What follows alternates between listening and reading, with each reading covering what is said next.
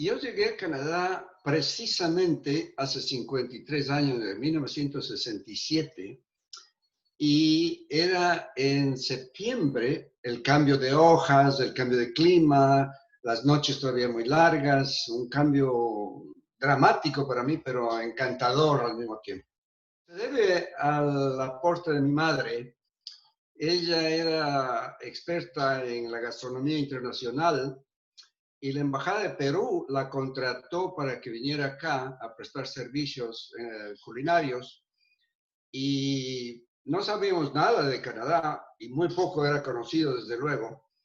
Parecía que era solamente una colonia de Inglaterra, en ese tiempo pensábamos eso. Entonces ella se vino acá y hicimos la solicitud. Mi hermano y yo hicimos la solicitud para venir como inmigrantes y directamente Canadá nos aceptó. Yo me gradué en el Central Técnico como en mecánica automotriz y vine a eso con la aspiración de trabajar y ver un porvenir, digamos, ¿no?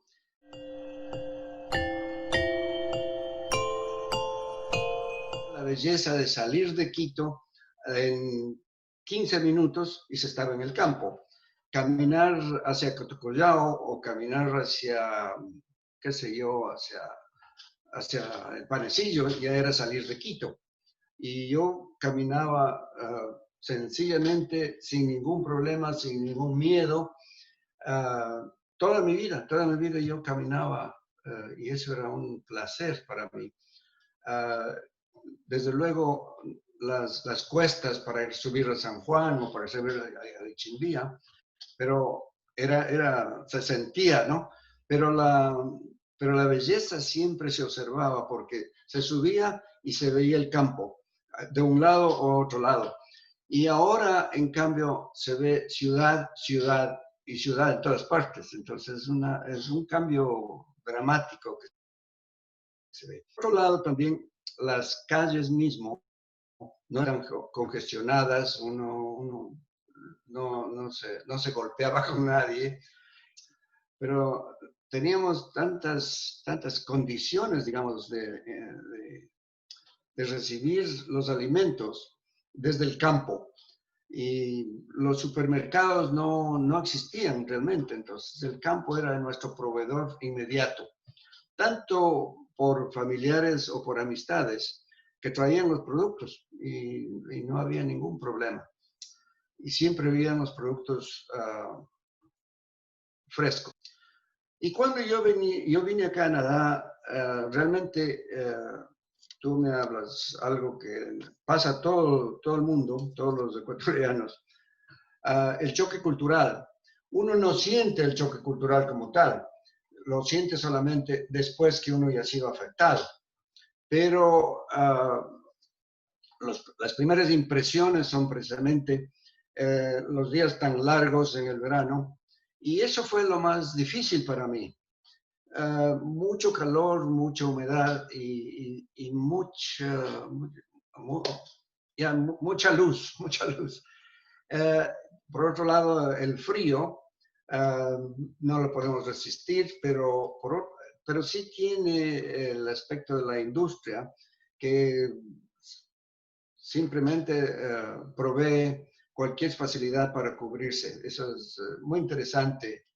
Y he tenido mucha suerte yo con las relaciones que he tenido aquí, que me han introducido muy pronto hacia el campo también.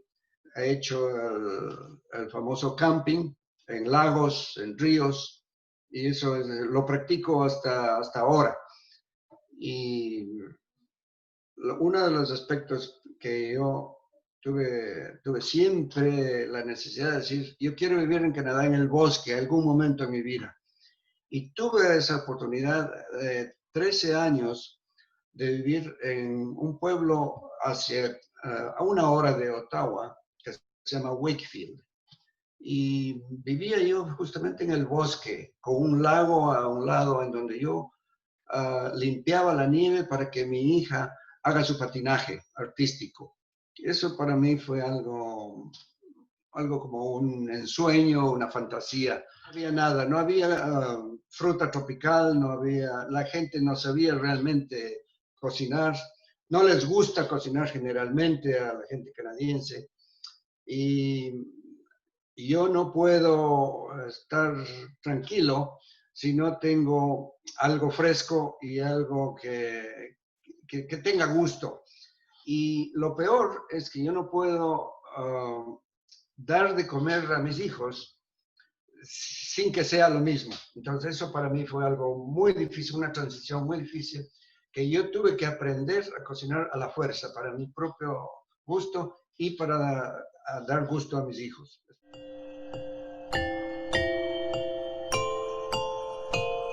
Totalmente ecuatoriano y totalmente canadiense. Funciono y yo tengo la suerte infinita que nunca me he desvinculado del país ni de la cultura. Entonces yo nunca me siento que me he salido para hacer algo más, sino que yo cuando funciono como ecuatoriano soy totalmente ecuatoriano. Y cuando tengo que estar en este país funcionando, soy totalmente canadiense porque yo he entendido desde el principio de que si estoy aquí, tengo las funciones, los derechos sociales, políticos y culturales que cualquier otro canadiense lo otorga.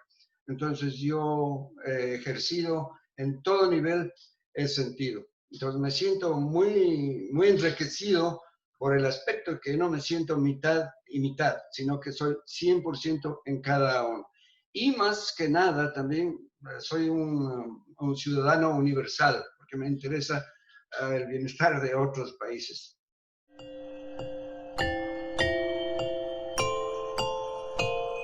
Realmente yo salí de Ecuador 2 veces.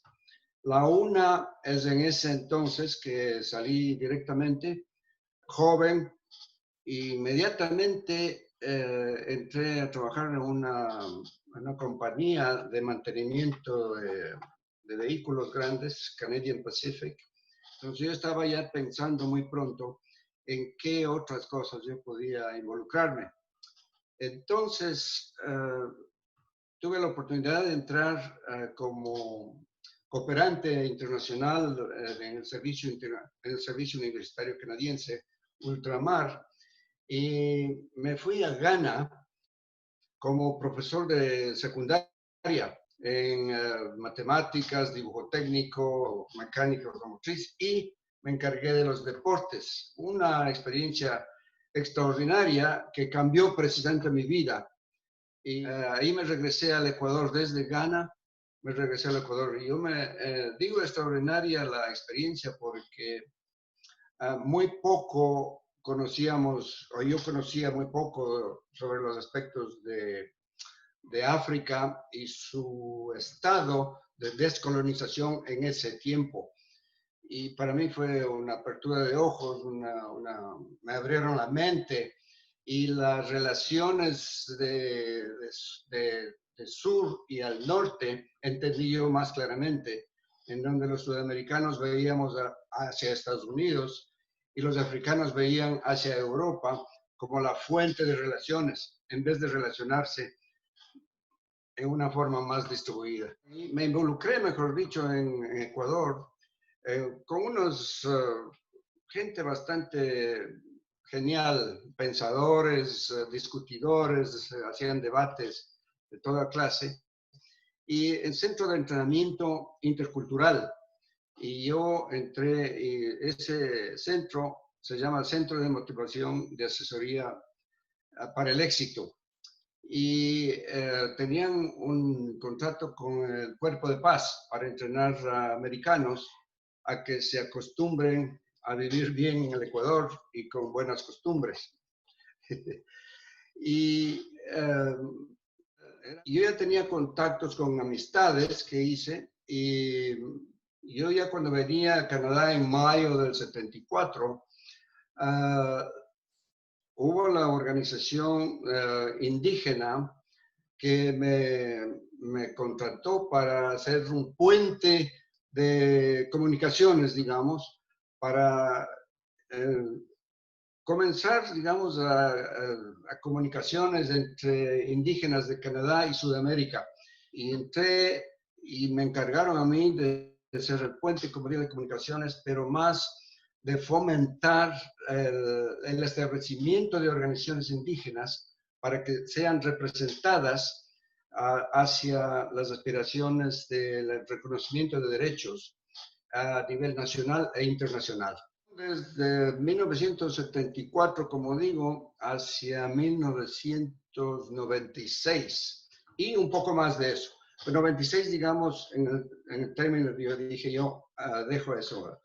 En primer lugar, es un periodo de aprendizaje y un aprendizaje mutuo de promover el conocimiento entre pueblos indígenas de Norteamérica y Sudamérica, por un lado, pero también extendido al Pacífico y al norte de Europa. Los pueblos samis de Noruega, Finlandia y Suecia.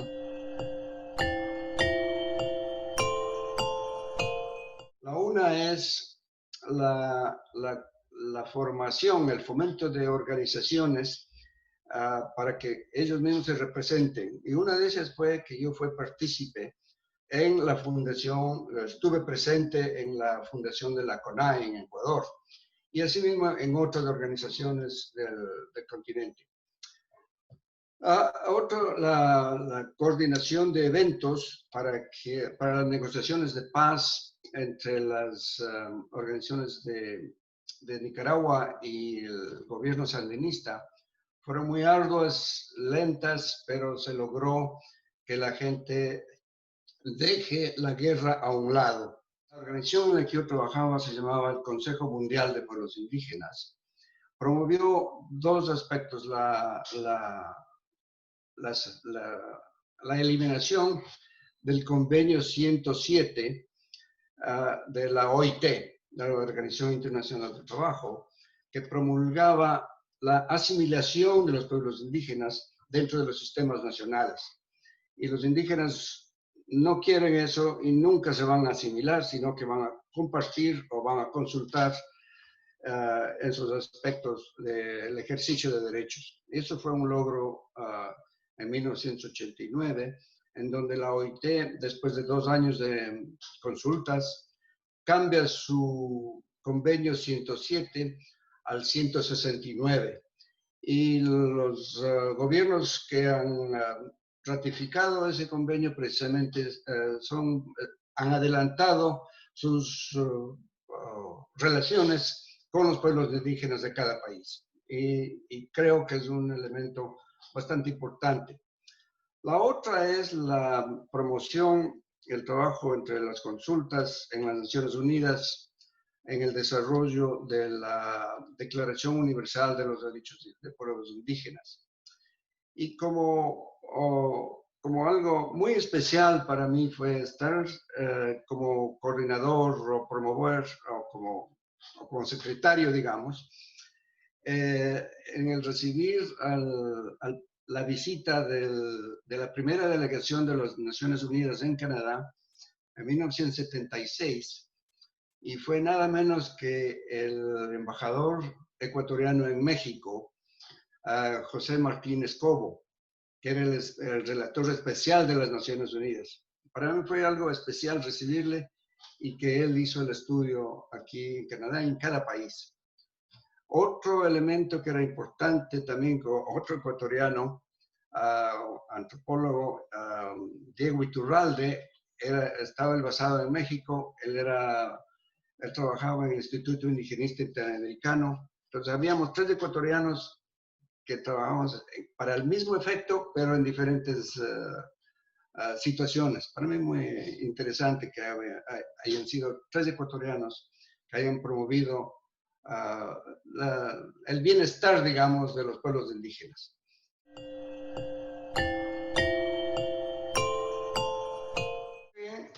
Es muy importante esto porque mi familia, mis hijos y mis nietos son la principal razón que yo me he quedado en Canadá ya hasta estos momentos, y posiblemente me voy a quedar hasta el final de mis días. Tengo 5 hijos y 7 nietos. Dentro de los 5 hijos, 4 son varones y una niña. Una de las cosas principales para mí era un deseo desde muy joven, desde mi juventud, tener una hija. Y no podía, tenía solamente varones. Y una de las situaciones mías y uno de mis hijos, mi primer hijo, la tragedia más grande que yo he sufrido aquí en Canadá, es la pérdida de mi hijo mayor. Él tenía 36 años, vivía en Montreal, ejercía ya abogacía y resultó herido, le llamo yo, con un cáncer al páncreas y terminó su vida hace 14 años. Y por un lado, no sé si es ventaja o desventaja, no dejó herederos. De ahí los otros hijos tienen siete hijos. Uno de ellos son gemelos o mellizos porque son varón y mujer.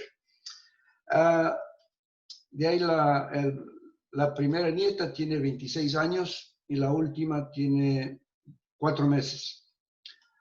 Nacido dentro de la pandemia y ha sido un problema porque la he visto solamente 2 veces y no he podido tener una relación permanente.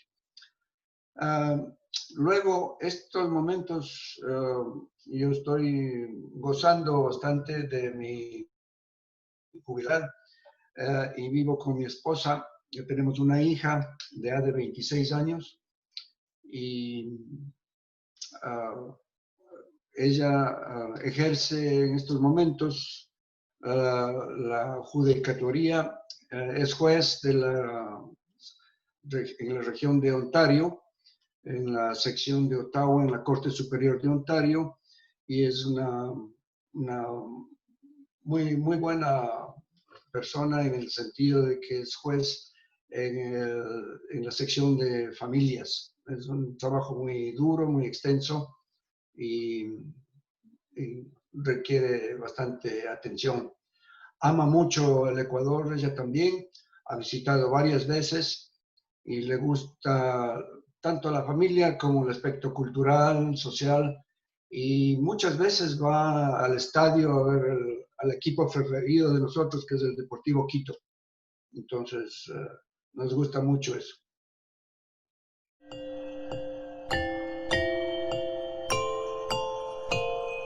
Es algo fantástico mi relación con la familia en Ecuador y con varias amistades que nunca me he separado también. La oportunidad de mi trabajo, en primer lugar, que me permitía a mí viajar con frecuencia a varios países, yo siempre hacía el punto como que tengo que parar en Ecuador a unos 2 días. Entonces nunca me desvinculaba yo de mi familia de esa manera y amistades.